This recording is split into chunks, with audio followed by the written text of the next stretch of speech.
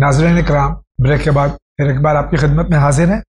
فقیہ سوالات آگے خدمت میں پیش کرتے ہیں۔ السلام علیکم محترم مولانا صاحب اور ہمارے جاوید بھائی۔ وعلیکم السلام، آپ سب بھی ہمارے ہی ہیں۔ آج کل ایک شخص یوٹیوب پر بڑا چھایا ہوا ہے، میں اس کا نام نہیں لینا چاہتا۔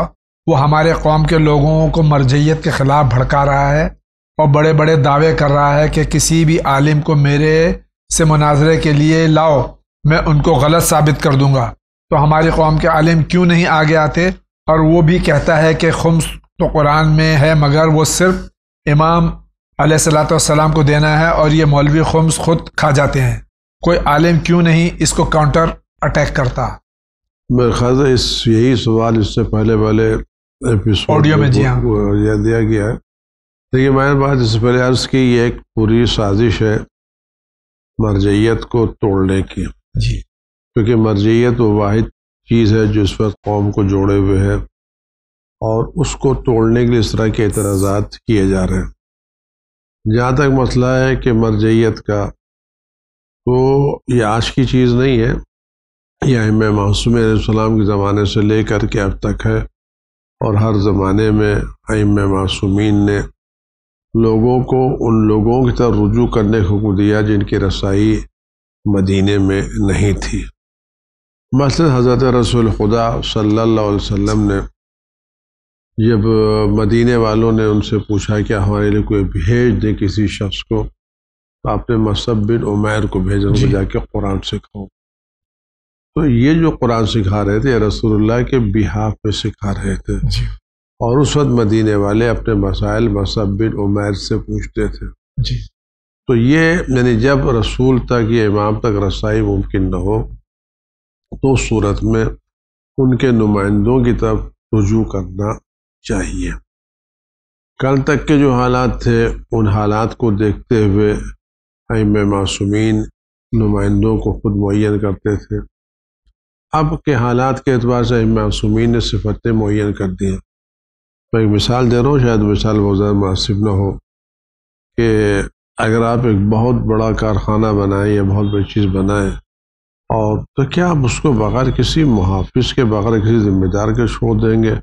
خاص کر اس صورت میں جب یہ پتہ ہو کہ دشمن بھی موجود ہے، یا آپ اس کے لیے کوئی نہ کوئی اپنی طرف سے محافظ معین کریں گے۔ جی، جب ائمہ معصومین صلوات اللہ علیہ مجمعین ظاہر تھے، لوگوں کی رسائی ان تک ممکن تھی، پھر بھی وہ لوگ جو ان تک نہیں پہنچ پاتے تھے، جیسے امام علیہ السلام مدینے میں رہتے، جو لوگ کوفے میں رہتے تھے، خراسان میں رہتے تھے، قم میں رہتے تھے، تو ان لوگوں سے ائمہ فرماتے کہ تم اپنے شہر کے علماء کے رجوع کرو۔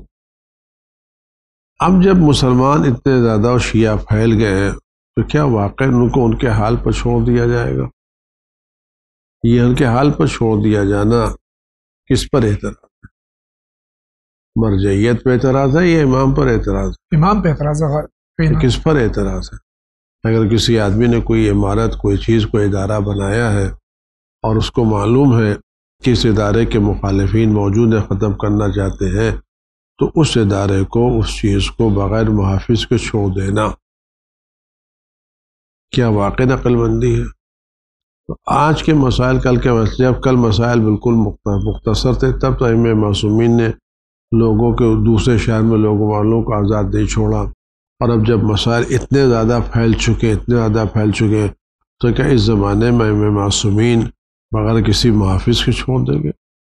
اور ان تمام مخالفت کے باوجود روز اول سے لے کر کے آج تک جو مرجعیت کی مخالفت ہو رہی ہے، اس تمام مخالفت کے باوجود اور وسائل کی نہایت کمی کے باوجود آج بھی مرجعیت کے وقار کا باقی رہنا اور اس کے اثرات کا باقی رہنا کہ اس بات کی دلیل نہیں کہ کوئی ہے جو اس کی حفاظت کر رہا ہے، حمایت کر رہا ہے۔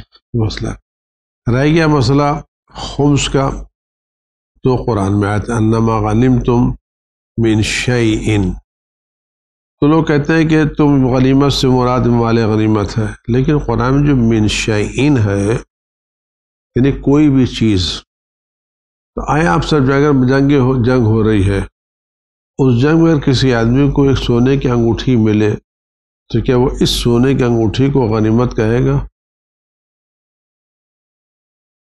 ایک مختصر سا پیسہ ملے کہ اس مختصر پیسے کو غنیمت کہے گا.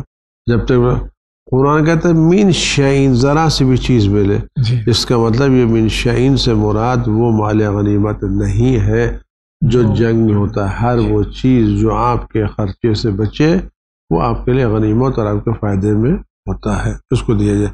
اب مسئلہ یہ کہ صاحب یہ خمس، اچھا کیا کیا جائے؟ آپ ہم کو یہ بتائیں کہ وہ دلیل کون سی ہے کہ خمس واجب نہیں ہے. قرآن تو کہتا ہے، قرآن میں ہے، روایتوں میں ہے، باقاعدہ میں معصومین کی روایتیں خمس کے تعلق سے بھری ہوئی ہیں. آپ وہ روایتیں بتائیں جس میں خمس کو واجب نہ قرار دیا گیا ہو. اور اگر خمس واجب ہے اور یقیناً واجب ہے، قرآن و حدیث کے اعتبار سے واجب ہے، تو اگر خمس واجب ہے اور اتنا بڑا اماؤنٹ ہے تو کیا اس کے خرچ کے لیے کوئی سسٹم نہیں بنایا گیا ہوگا، اس کو ایسے ہی چھوڑ دیا گیا ہوگا؟ واقعاً کیا عقل کسی قبول کرتی ہے؟ سسٹم بنایا گیا ہے. بے شک جی.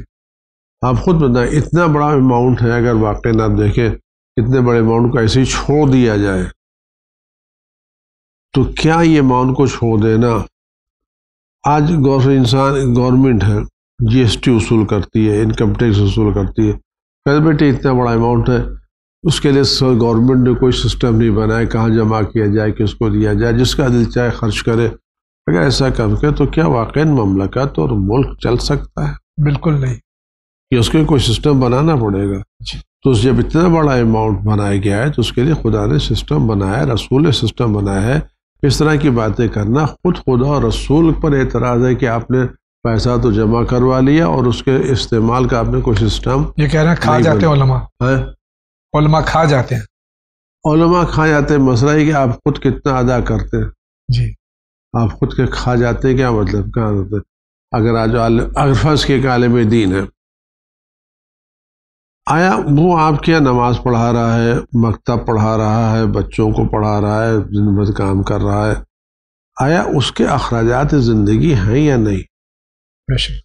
وہ آپ کی مسجد میں نماز پڑھانا ہے تو جماعت کی نماز آپ اس کے پیچھے پڑھ رہے ہیں. آپ کے بچوں قرآن پڑھا تو قرآن آپ کے بچے پڑھ رہے ہیں.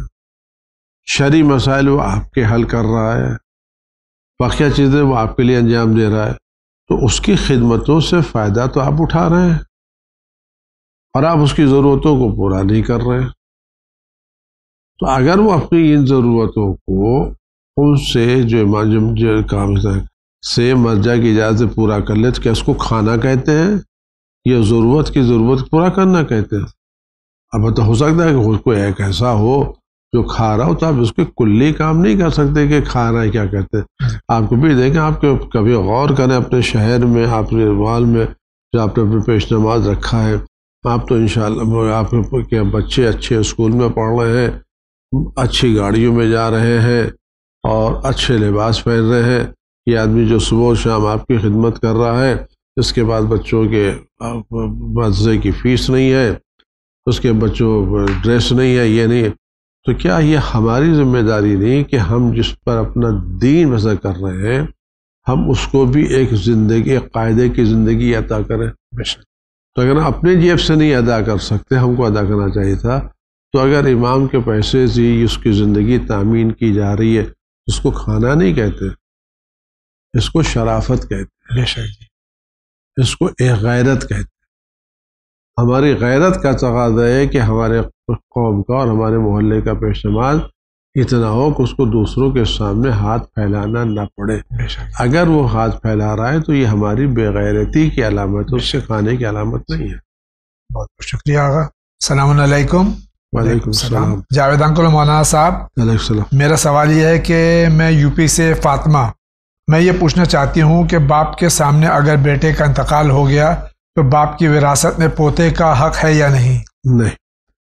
اگر باپ کی زندگی میں یعنی دادا کی زندگی میں بیٹے کا انتقال ہو گیا تو پوتے کا حق نہیں ہے. لیکن مسئلہ یہ سوال اٹھتا ضرور ہے، لیکن آدمی پوچھتا ہے کہ جب تک دادا زندہ ہے وہ اپنی پوری جائیداد کا مالک ہے. جی.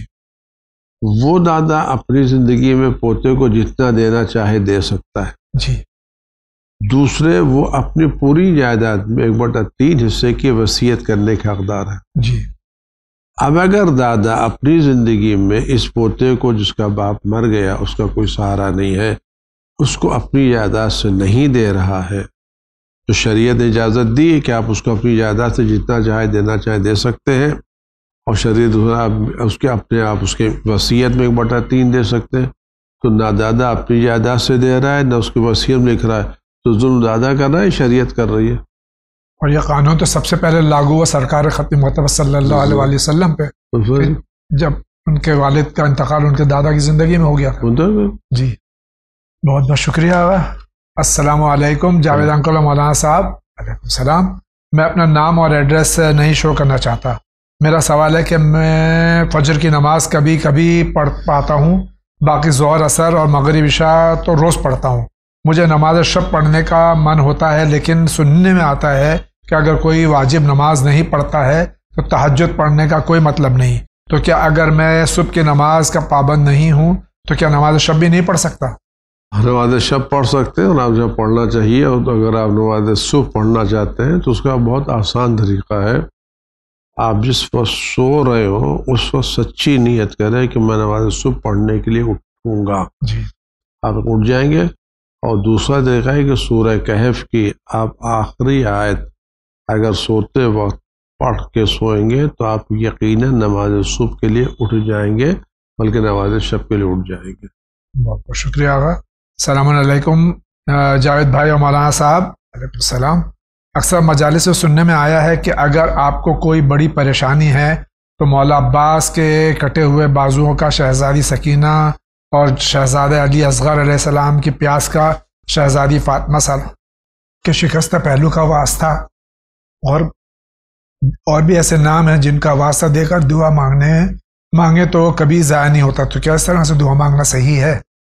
بالکل صحیح ہے، بالکل مانگنا چاہیے۔ یہ حضرت روایت میں ہے کہ جب تم کسی مشکل میں گرفتار ہو تو ہمارا نام لے کر خدا کی بارگاہ میں دعا کرو۔ بہت بہت شکریہ آغا صاحب اور جاوید بھائی۔ السلام علیکم۔ وعلیکم السلام۔ میں اپنی بیگم کی بد زبانی سے بہت پریشان ہوں، یہاں تک کہ معصومین علیہ السلام کے روضے پہ جا کے بھی دعا کی لیکن ابھی تک قبول نہیں ہوئی۔ اس کی اس بد زبانی سے گھر کا ماحول خراب ہوتا ہے، اس میں کوئی خرابی نہیں سوائے بد زبانی کے۔ آپ بتائیے میں کیا کروں، کوئی دعائیں بتا دیجیے۔ کیونکہ آپ نے حال خود ہی رکھ دیا ہے کہ اس میں 99 اچھائیاں ہیں، ایک خرابی ہے۔ تو کون آدمی پرفیکٹ؟ ہر وہ آدمی جو یہ توقع رکھتا ہے کہ دوسرا آدمی میری طرح سے ہو، اس کی زندگی کبھی کامیاب نہیں ہو سکتی۔ اگر اس میں بقیہ اچھائیاں ہیں تو بقیہ اچھائیوں کے خاطر آپ یہ بد زبانی کو بھی قبول کر لیجئے۔ آپ کے ورنہ دوسرا راستہ یہ کہ اگر آپ کو نہیں قبول کرنا ہے تو خدا نہ خزا اس کا راستہ یہ کہ آپ اس سے الگ ہو جائیے، لیکن اس سے پھر جو آپ کے گھر کا ماحول خراب ہوگا بہت بڑی چیز ہے۔ تو 2 راستے ہیں، اب ان 2 راستوں میں کیا اختیار کریں گے آپ؟ بد زبانی ہے، اب اس کے اب یہ بھی نہیں کہہ سکتا کہ اس بد زبانی کی وجہ کیا ہے۔ اگر اس بد زبانی کی وجہ یہ تو پہلے تو آپ کو شادی سے پہلے دیکھنا چاہیے تھا آپ کس خاندان کی لے کر کے آ رہے ہیں اور کیسی لڑکی لے کر کے آ رہے ہیں۔ اور مجھے بھی نہیں معلوم ہے کہ بد زبانی کی وجہ کیا ہے، کوئی اس کو چھیا ہوتا ہے کیا کہتا ہے، آیا 24 گھنٹے بد زبانی ہوتی رہتی ہے یا کبھی کبھی بد زبانی ہوتی ہے۔ یہ سب مسائل ہیں جو جب تک پوری تفصیلات نہ معلوم اس وقت ہم لوگ کچھ نہیں کر سکتے، لیکن بہرحال اگر آپ صبر کریں گے تو آپ کا گھر بھی سلامت رہے گا اور آپ کو اجر بھی ملے گا، اور جو بد زبانی کرے گا اس کو عذاب ملے گا۔ بہت بہت شکریہ جاوید مولانا صاحب۔ السلام علیکم۔ وعلیکم السلام۔ ہم مسلم کیوں ہیں؟ اس لیے کہ ہمارے والدین مسلم ہیں۔ ہماری تعلیم صرف یہ بن چکی ہے کہ کیا کرنا ہے اور کیسے کرنا ہے، ہماری جنریشن میں کیا اور کیسے نہیں۔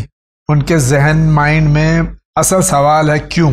مجھے آغا صاحب سے پوچھنا ہے کہ نماز قرآن کیوں پڑھنا ہے، اس کا فائدہ کیا ہے؟ دیکھیے اس کا فائدہ کیا ہے، سب سے بڑا مسئلہ اس وقت کیوں کا سوال آپ کا بالکل صحیح ہے، لیکن ایک کلی مسئلہ یہ ہے کہ اگر ایک بچہ جو بالکل ابھی ابتدائی مرحلے میں ہے، اس کو کچھ بھی نہیں معلوم ہے، اور وہ کسی ڈاکٹر کے پاس جاتا ہے جو ڈاکٹر اپنے شہر کا ماہر ترین ڈاکٹر ہے اور ڈاکٹر اس کو دوا دیتا ہے، ڈاکٹر سے پوچھے کیوں آپ یہ دوا دے رہے ہیں، تو ڈاکٹر جو سمجھائے گا کیا بچے کے سمجھ میں آ جائے گا؟ خدا بند عالم کا علم لامحدود ہے، کوئی بھی اس کے علم کا احاطہ نہیں کر سکتا۔ بے شک ہماری ساری دنیا کا علم خدا کے مقابلے پر ایک ذرے کی حیثیت بھی نہیں رکھتا، بے شک تو ذرے کو یہ توقع نہیں رکھنا چاہیے کہ وہ کل کی مقابلہ کرے، کل کا مقابلہ کرے۔ اور دوسری چیز یہ خدا بند عالم نے نماز کا کہ اقیم الصلاۃ لذکر، نماز قائم کرو میری یاد کے لیے، خدا کی یاد کے لیے، اور ذکر الہی، یاد الہی سب سے بڑی نعمت ہے۔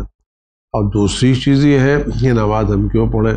اگر ایک آدمی آپ کو ایک گلاس پانی دیتا ہے تو آپ اس کے جواب میں شکریہ کہتے ہیں یا نہیں کہتے؟ بے شک برتھ ڈے کے اوپر ایک بچے کو کوئی آدمی چھوٹی سی چاکلیٹ دیتا ہے تو بھی اس کو تھینک یو کہتا ہے، صرف ہیپی برتھ ڈے کہہ دیتا ہے، شکریہ ادا کیا جاتا ہے۔ تو صبح سے لے کے شام تک ہم خدا بند عالم کی لاکھوں نعمتوں سے استفادہ کر رہے ہیں فری میں، جی تو کیا اس شرافت کا تقاضا نہیں کہ ہم شکر نعمت کے طور پر اس کے لیے 2 رکعت نماز ادا کرنا؟ تو یہ خدا خود کہتا ہے نماز پڑھو میرے لیے، اور دوسرا خدا فرماتا ہے کہ نماز تم کو برائیوں سے روکتی ہے۔ جی پیغمبر اکرم صلی اللہ علیہ وآلہ وسلم نے فرمایا اگر کسی کے گھر کے سامنے گرم پانی کی نہر جاری ہو اور وہ اس نہر میں 5 مرتبہ غسل کرے تو کیا اس کے بدن پر کوئی گندگی رہ جائے گی؟ ادھر نماز بھی ایک نہر ہے، تو آدمی 5 وقت کرے گا، تو آج ہم صبح سے شام تک گناہ کرتے رہتے ہیں۔ اگر ہم 5 وقت کی نمازیں باقاعدہ پڑھیں تو ہماری گناہوں کا کفارہ ہوگا، گناہ معاف ہوگی۔ یہ بھی تو کیوں کا جواب ہے نا۔ یہ مختصر جواب ہے، بہت بہت شکریہ۔ ساتھ آگے پڑھتے مولانا صاحب سلام علیکم۔ وعلیکم السلام۔ جاوید بھائی سلام علیکم۔ وعلیکم السلام۔ مولانا صاحب سے معذرت کے ساتھ یہ پوچھنا چاہوں گا کہ عالم علماء ممبر سے بار بار زور دے کر کہتے ہیں کہ شادیاں سادگی سے اور جلدی کریں، دنیا کو نہیں اللہ اور معصومین علیہ السلام کو امپریس کریں، لیکن میدان عمل میں کوئی عالم آگے نہیں آتے ہیں، ایسا کیوں؟ تو ہم کیوں شادی جو ہم زندگی میں ایک بار کرتے ہیں اس لمحے کو یادگار بنانے کے لیے اچھے سے نہ کریں؟ جواب کو منتظر رہوں گا۔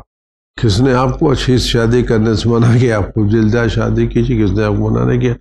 شادی اچھی طریقے سے کرنا الگ مسئلہ ہے، اور شادی میں حرام کام کرنا الگ مسئلہ ہے، الگ مسئلہ ہے، اسراف کرنا الگ مسئلہ ہے۔ اسراف کرنا الگ مسئلہ۔ آپ شادی کیجیے، اللہ آپ کو حوصلے نکالیے، لیکن کبھی آپ اس حوصلے نکالنے کو سوچیں کہ آپ نے اپنے لڑکے کی شادی کی، آپ کا اکلوتا لڑکا تھا یا اکلوتی لڑکی تھی یا جو بھی تھا، اللہ نے آپ کو سرمایہ سے نوازا اور آپ نے اس کی شادی پر لاکھوں روپے کروڑوں روپے خرچ کر دیے۔ 2 دن کے بعد آپ کو ملا کیا؟ آپ نے جو کھانا کھلایا اس کا ذائقہ آپ کے شادی حال سے نکلتے نکلتے گھر تک ختم ہو گیا، اور اس کا اثر صبح ہوتے ہوتے ختم ہو گیا اور وہ ڈسٹ بن میں اور گٹر میں چلا گیا۔ جو لباس تھا وہ اتر گیا، جو سجاوٹ تھی وہ ڈیکوریشن والے لے گئے، کیونکہ آپ کو ملا کیا؟ اگر آپ نے اسی کو تھوڑا سا سادگی سے کیا ہوتا اور وہی کام ہوتا، اور اس پیسے کو بچا کر کے آپ نے کسی غریب کی لڑکی کی شادی کرا دی ہوتی، کسی غریب کا گھر بنا دیا ہوتا، تو یہ جو غریب کی شادی ہوتی ہے اور وہ حرام کام سے بچتی، اور اس شادی میں اس کی نیک اولاد پیدا ہوتی جو بڑے درجے پہنچتی، تو کیا یہ ثواب آپ کے نام اعمال پہ نہیں لکھا جاتا؟ بے شک۔ آپ سچ بتائیں اس میں کیا کام ہے؟ میں منع نہیں کر کے، لیکن عقل کا تقاضا کیا ہے کہ 2 منٹ کے لیے اڑا دیا جائے، یا ایسی جگہ انویسٹمنٹ کیا جائے جس کا اثر بہت دیر تک باقی رہے، دنیا میں بھی اور آخرت میں۔ شکریہ جاوید بھائی۔ مولانا صاحب سلام علیکم۔ سلام۔ اولاد کے کیا حقوق ہیں اگر والدین اپنے بچوں کی باتوں کو توجہ نہیں دیں اور ڈومیننس دکھاتے ہوئے اپنی بات کو صحیح ٹھہرائیں؟ کیا ایسا کرنا صحیح ہے؟ مثلا قرآن میں لفظ اف آیا ہے کہ والدین کو اف کہہ کر بھی نہیں پکارو، اس کے برعکس قرآن میں یہ معصومین کی کوئی حدیث ہے جو بچوں کے حقوق بیان کرتی ہو؟ کیونکہ والدین کا بچوں کو نہیں سمجھانا ان کی تربیت اور مینٹل ہیلتھ پر اس کا منفی اثر ڈالتا ہے۔ امام سجاد علیہ السلام کا ایک رسالہ ساعت الحقوق، اس میں اولاد کے حقوق بیان کیا، اچھا نام رکھو، اچھی تربیت کرو، قرآن سکھاؤ۔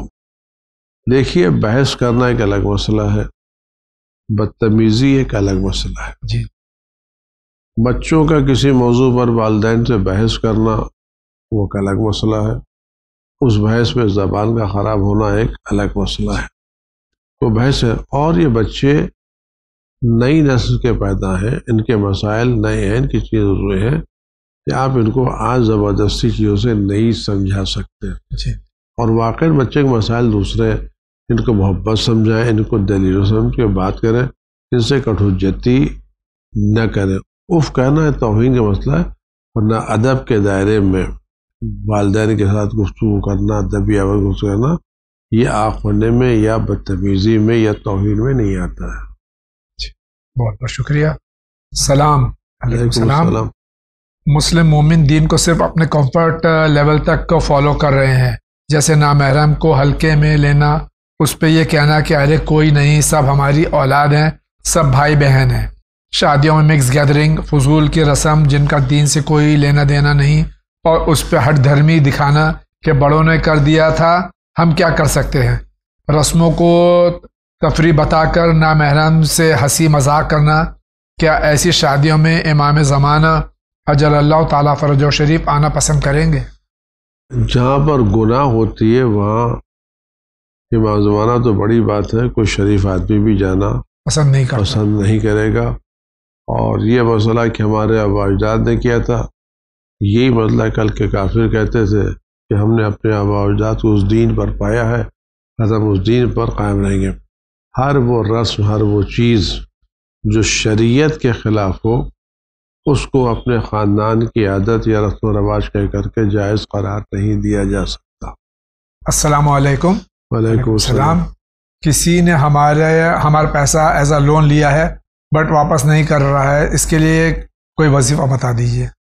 اس کے لیے وظیفہ یہ ہے کہ دیکھیے، جس وقت آپ نے اس کو لون لیا تھا، آپ کو اس سے دستاویز لکھوا لینا چاہیے تھی۔ جی، اور اگر وہ آدمی ایسا ہے جس کے پاس واقعی لون ادا کرنے کے پیسے نہیں ہیں اور کوتاہی نہیں کر رہا ہے تو وہ چیز نہیں ہے، اور اگر وہ نہیں ادا کرنا ہے تو یہ گناہوں میں شمار ہوتا ہے۔ جی، یعنی کسی نے آپ کے پیسے لیے اور امکانات ہیں اور امکانات کے باوجود وہ ادا نہیں کرنا ہے تو قرض کی ادائیگی میں تاخیر بھی گناہ شمار کیا جاتا ہے، وہ گناہ گار ہو رہا ہے قرض کی ادائیگی میں تاخیر کرنے سے۔ بہت بہت شکریہ آقا۔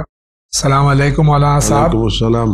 ایک کوشچن ہے مولانا صاحب، کسی نے ہم سے پوچھا ہے کہ تو ہم آپ سے پوچھ کر ان کو بتانا ہے۔ جواب مولانا صاحب یہ ہے سوال، یہ جبت اور طاغوت کیا ہے؟ کیا جس پہ ہم لعنت بھیجتے ہیں؟ پلیز ہمیں ڈیٹیل میں بتا دیجیے۔ قرآن کہتا ہے کہ بہت سی چیزوں کے بارے میں سوال نہ کرو، اگر وہ سوال سے تم کو شرمندگی ہوگی۔ جبت و طاغوت ہر وہ طاقت جو خدا اور رسول اور اہل بیت کے مقابلے پر ہو، اس طاقت کو جبت و طاغوت کہا جاتا ہے۔ شکریہ۔ السلام علیکم۔ وعلیکم السلام۔ کیا اگر قضا نمازیں باقی ہوں ہم پر تو نافلہ نہ نہیں پڑھنا چاہیے، تو ان کو ادا کرنا ضروری ہے جیسے روزے کے اصول ہیں، کیا اسی طرح نماز کا بھی ہے؟ روزے کے اصول الگ ہے، جس پر مستحبی واجب روزہ قضا ہے وہ مستحبی روزہ نہیں رہ سکتا، لیکن اگر واجب نماز قضا ہے تو مستحبی نمازیں پڑھ سکتا ہے۔ السلام علیکم جاوید بھائی مولانا صاحب۔ وعلیکم السلام۔ میرے کچھ چھوٹے چھوٹے سوال ہیں۔ کیا وضو کرنے کے بعد تولیے سے پوچھ سکتے ہیں؟ ہاں، پوچھ سکتے ہیں۔ اگر پیر، ہاتھ یا منہ گیلا ہے تو اسے سکھا کے وضو کرنا ہوگا یا اسی پر کر سکتے؟ منہ اور ہاتھ کے گیلے ہونے سے کو خشک کرنا ضروری نہیں ہے، البتہ سر اور پیر کو مسح کرنے سے پہلے خشک کرنا ضروری ہے۔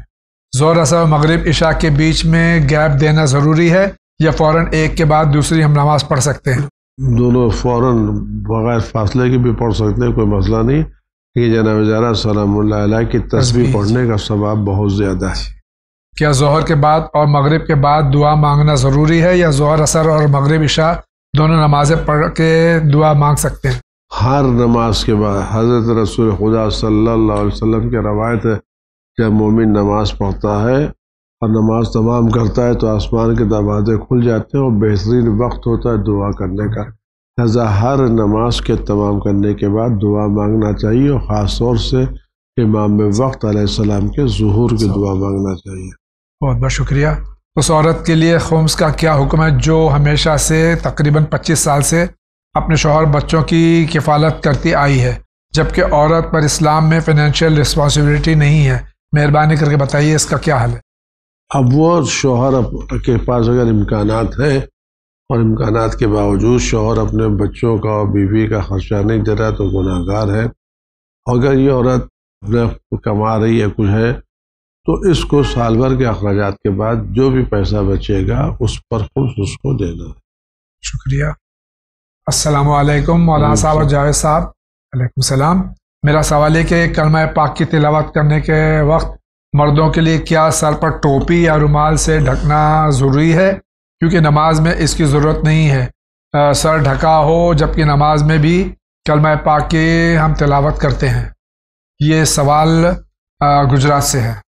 قرآن پڑھتے وقت باوضو ہونا شرط ہے، توجہ کے ساتھ پڑھنا شرط ہے، ترجمے کے ساتھ پڑھنا شرط ہے، سر پر ٹوپی اور رومال رکھنا ضروری نہیں ہے۔ السلام علیکم۔ وعلیکم السلام۔ گزارش ہے کہ خمس تقسیم کس طرح سے کریں؟ میرا نام ناز ہے۔ خمس ہوتا اس کے دو حصے ہیں۔ آیت اللہ عظمیٰ سستانی مندزل جو سہم سادات ہے وہ آپ اس سادات کو دے سکتے ہیں جو واقعاً سید ہو اور جس کے پاس سال بھر کے اخراجات نہ ہوں، اور بقیہ جو سہم امام ہے وہ آپ جس کی تقلید کرتی ہیں آپ اس مرزا کی اجازت سے کہیں بھی اس کو دے سکتی ہیں۔ بہت شکریہ۔ ناظرین کرام، اسی کے ساتھ آج کے اس ایپیسوڈ کا وقت ختم ہوا چاہتا ہے۔ میں حضرت السلام کا مشکور ہوں، تشریف لائے، سوالات کے جوابات دیے۔ انشاءاللہ ہم سب اس پر غور و فکر کے ساتھ میں عمل کرنے کی پوری کوشش کریں گے۔ آقا بہت بہت شکریہ۔ آپ کا بھی شکریہ، ان کا شکریہ۔ اور آج کل کے زمانے میں جو مجھے کہنا ہے کہ سب سے بڑی قیمتی چیز جاوید بھائی عقیدہ ہے۔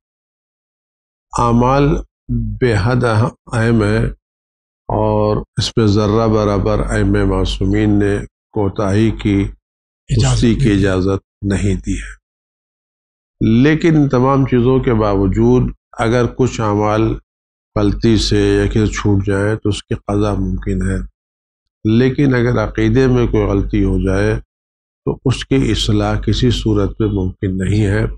میں گزارش ہے کہ زمانے میں جو سوشل میڈیا ہے، میرے نوجوان عزیز، میرے دوست، میرے بھائی، میرے بزرگ، میرے چھوٹے، ان سب سے گزارش ہے آپ ہر ایک کی بات کو غور سے مت سنیے، اپنے عقائد کو محفوظ رکھیے، لوگوں کے چہرے مہرے سے باتوں سے متاثر مت ہوئیے، بلکہ اس کی باتوں۔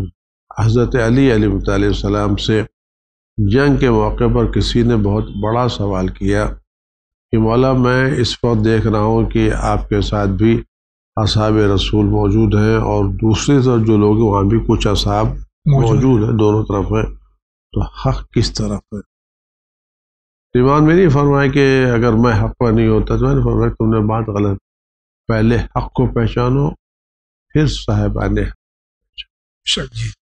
تو اس صورت میں میری گزارش یہ ہے کہ آج آپ ہر ویڈیو، ہر کہنے والے کی بات کو توجہ سے مت دیں، ورنہ وہ آپ کے عقائد کو خراب کریں گے، اور عقائد کی خرابی اگر ہو گئی تو کل مرنے کے بعد اس کی اصلاح کی کوئی گنجائش نہیں ہے۔